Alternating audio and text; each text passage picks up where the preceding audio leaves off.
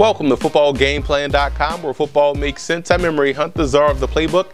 Bring you our 2014 NFL Draft Special. We're going inside the war room with the Minnesota Vikings to take a look at their team needs to see what players could be possible selections to help fill those needs. But first, let's start off by taking a look at the upcoming picks the Vikings have in this year's draft.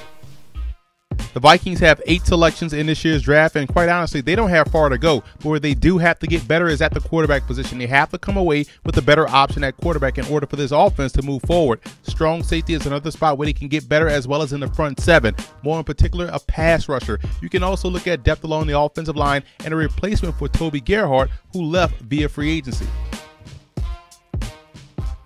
Now, here are some quick notes to keep in mind when watching this video. Number one, these picks are based off my own rankings of these prospects using my own big board and my own prospect rankings. And this is the Vikings portion of my total 7-round, 32-team mock draft. And to view my big board and other teams' mock draft, visit our website at footballgameplan.com/draft. And one more point to keep in mind is that this is not indicative of where I think these guys will actually go in the draft. It's just how the mock draft played itself out when you're doing a mock for all 32 teams.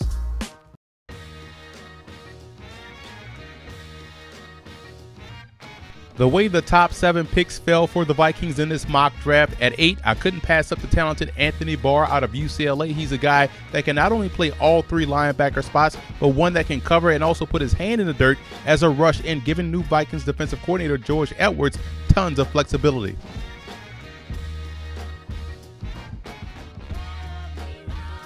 In round 2, I gave the Vikings their quarterback in Blake Bortles out of Central Florida, whose mobility will give new offensive coordinator Norv Turner options in his play calling, which could ultimately create more opportunities in the running game for Adrian Peterson.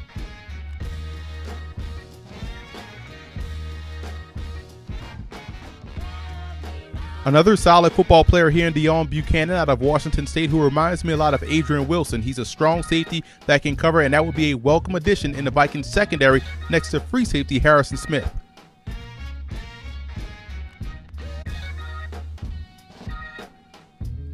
I know they re-signed Jasper Brinkley and drafted Michael Mauti last year, and I'm still a big fan of Audi Cole at the linebacker spot, but a true Mike backer like Chris Borland out of Wisconsin is just too good to pass up here and would only strengthen the Vikings at the second level.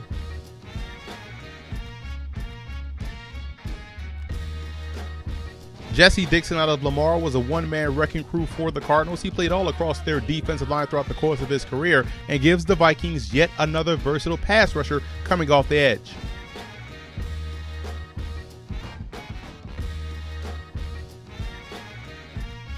Good interior offensive line depth here with Clemson's Brandon Thomas, who can play both guard and tackle and could push for a starting spot on the inside as a rookie.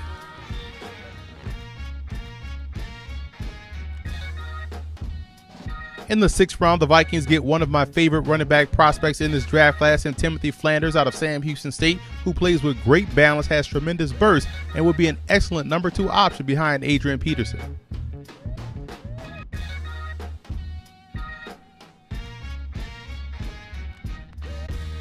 And finally, in round 7, I took a flyer on defensive tackle Kerry Hyder out of Texas Tech, who I felt played out of position in a 3-4 defense for the Red Raiders and would be a great fit as a 3 tech in a 4-3, given that Vikings defense depth on the defensive interior.